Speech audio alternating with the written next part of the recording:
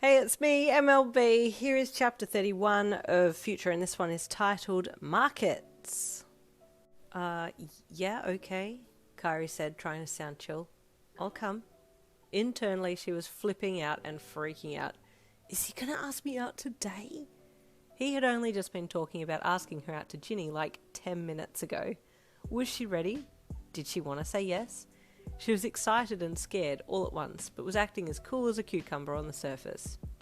Sweet. Okay, well, let's get Jinny dressed and the bag packed, and then we'll head out. We got to be back by 11 a.m. though, because Jinny goes down for a nap around then, so I want to have her home by that time, Kaminari said, getting up and lifting Jinny out of her high chair. Kairi had to look away to hide her smile. Oh my god, he's just too cute. He cares so much about Jinny. In another 20 minutes, Kaminari had Jinny all dressed and the bag packed and ready to go. Nappies, wipes, bottle, snacks, he muttered to himself as he checked the bag over. Oh, and carrier. Carrier? Kairi asked as she leaned down on the table watching him check through the bag. Yeah, I'm going to wear Jinny in the carrier because she likes it better, he said with a smile. She can see more too. Kairi looked away again with a heart-squeezed look on her face. She just couldn't deal with Kaminari's adorable thoughtfulness. Ready to go? He asked her, not noticing her trying to hide her true emotions. Yep, ready when you are, she replied, turning her face back to him with a smile. God, I can never get sick of that smile, Kaminari said softly, his eyes holding the most gentle look she'd ever seen. She blushed and looked away as he mentally face-palmed and backed away with a grimace on his face.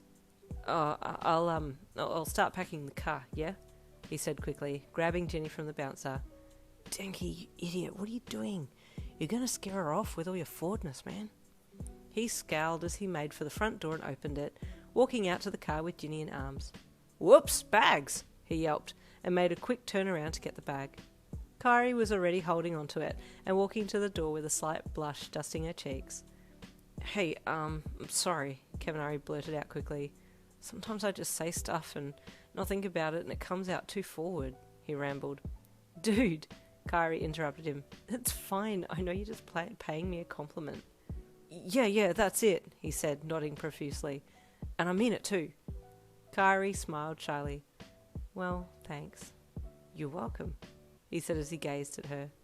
There was a moment where they just stood there looking deeply into each other's eyes, Kaminari with one foot in the door ready to come back in, with Jinny in arms, and Kairi in the hallway ready to come out.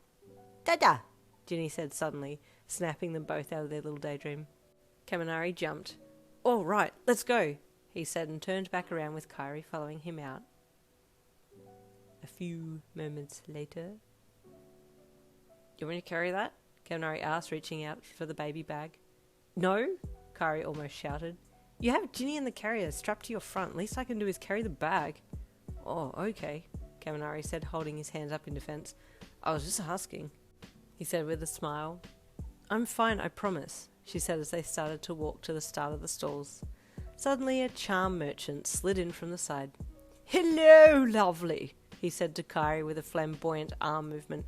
My, what a beautiful petite wrist you have, he implored as he reached out and took Kairi by the hand. Hey, whoa, dude, Kaminari said sternly, moving quickly to try and cut the merchant off from touching the somewhat shocked Kairi. Oh, my apologies, sir. Your wife here is just very beautiful, he said with an award-winning smile. Wife? Kaminari stammered. Wait, no, he's not my... Kairi stuttered over the top of Kaminari. Oh, and what a beautiful little baby girl, the merchant continued, ignoring the flustered duo. We must get some lovely accessories for these charming females, should we not? He said, addressing Kaminari directly, who was blushing from ear to ear.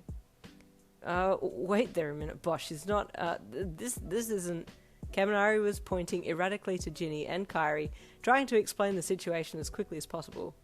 Oh, come now, the merchant said, pulling Kairi towards his stall. Come and see what pretty things I have here for you. Your lovely husband's just dying to adorn you with these sparkling gifts. Husband? Kairi squeaked, covering her mouth with one hand. Oh my god, Kaminari as my husband? What do you think of this bracelet? The merchant asked, holding up a black diamond bracelet with purple gems scattered through it. Oh, Kairi gasped, hands still covering her mouth as the merchant slid the beautiful bracelet onto her wrist. Oh, it's really pretty. Ah, see now come, my man, the merchant said, gesturing for Kaminari to come closer and take a look. It's perfect for her, is it not? Kaminari wasn't looking at the bracelet, though. He was looking at Kairi and how she was admiring the bracelet. Beautiful, he mumbled.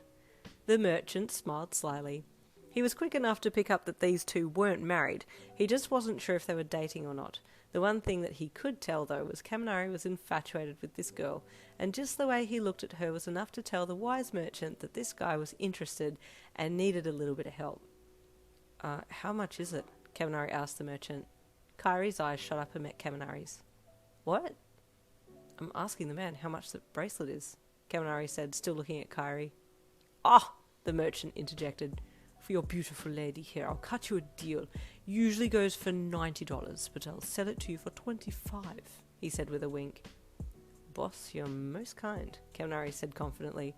I'll take it, but just know I'd happily pay the $90 for this item, as the risk that's going on is far more valuable and I'd pay any price to put a beautiful accessory on it. Kairi blushed and then burst into giggles. You're such a dork, you know that? And there ends chapter 31. Stay tuned for chapter 32 coming tomorrow.